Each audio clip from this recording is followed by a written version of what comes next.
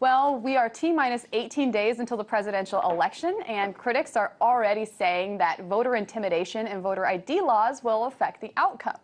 Now, over the past few weeks, we here at RT have told you about a few cases where employers are pushing their political views on their employees. Now, we'd like to say that this is not the norm. We'd like to say that to report that this is illegal and that steps are being taken to address this alleged form of voter intimidation. But neither of those statements is truly the case. So here's a compilation of some of the most egregious offenders. Earlier this month, the Koch brothers sent out a letter to 45,000 of their employees at Georgia Pacific saying, quote, "If we elect candidates who want to spend hundreds of billions of dollars in borrowed money, mostly on costly new subsidies for a few favored cronies, put unprecedented regulatory burdens on businesses, prevent or delay important new construction projects, and excessively hinder free trade, then many of our more than 50,000 U.S. employees and contractors may suffer the consequences, including higher gasoline prices, runaway inflation, and other ills. This is true regardless of what your politician might be."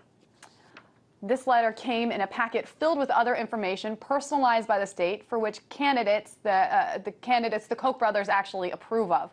Also part of this packet was the brochure that you're looking at right here.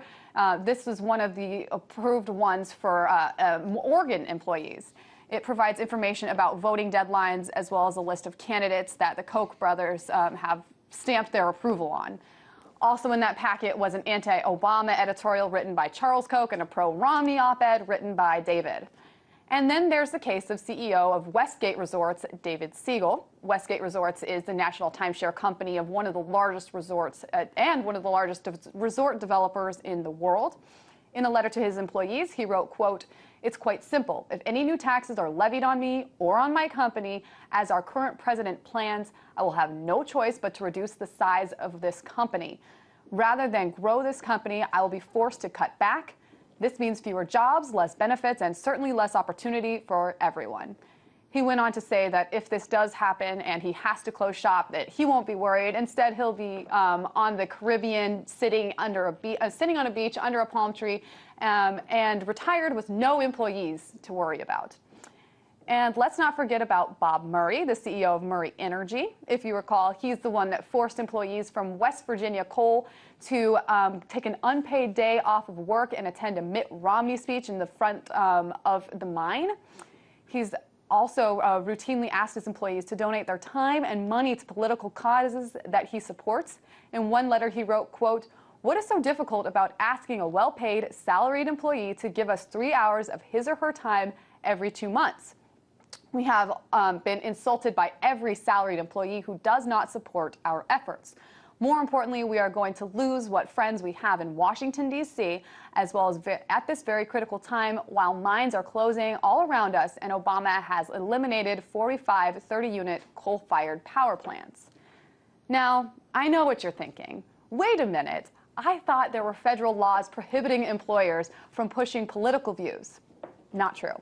Not since the Supreme Court ruling on Citizens United.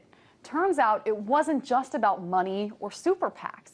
The ruling also allows employers to express electoral opinions to employees in private sector workplaces. And they can also limit the amount of free speech employees can have on their with the National Labor Relations Act. So why is all this happening? And is this a form of voter intimidation? And most importantly, what are the potential effects that this will have on the upcoming election?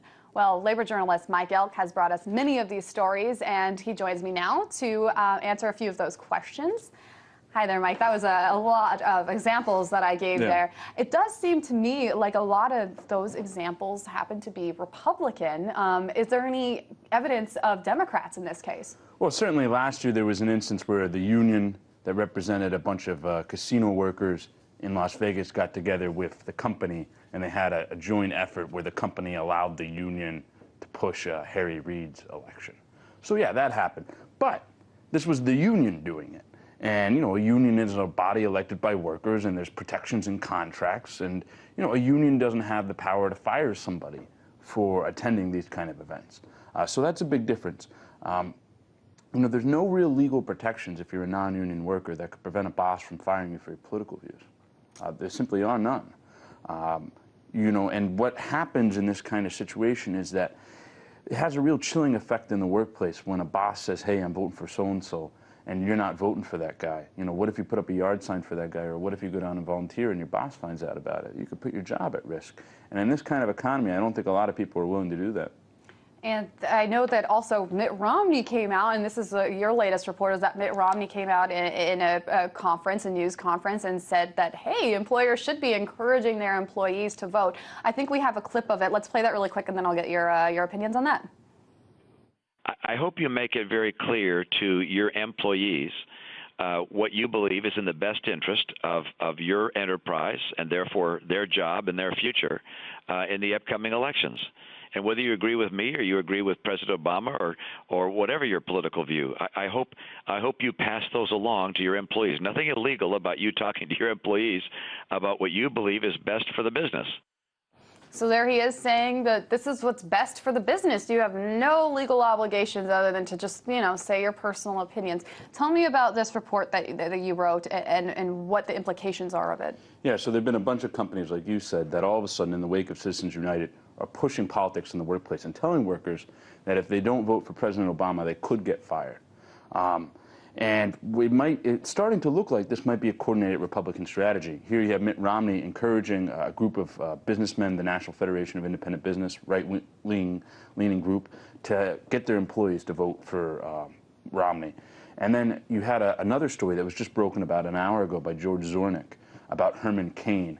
And Herman Cain now is going around the country doing these training seminars, training small business owners and how they can pressure their employees into voting for Mitt Romney.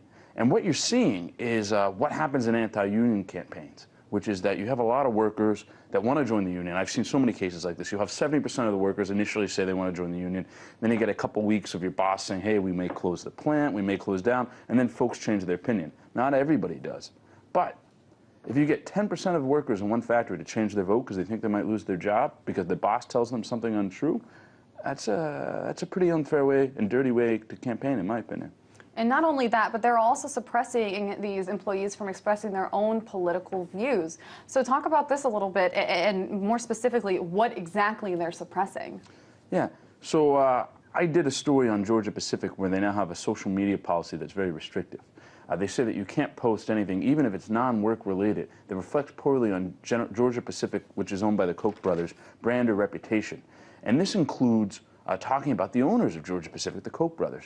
So some workers have been told that they are posting too much about the Koch brothers and that they're being too political. In fact, we had a worker who blew the whistle on the Koch brothers in a story that Mark Ames and I wrote last year, who was denied a promotion despite having a very good score on his evaluation.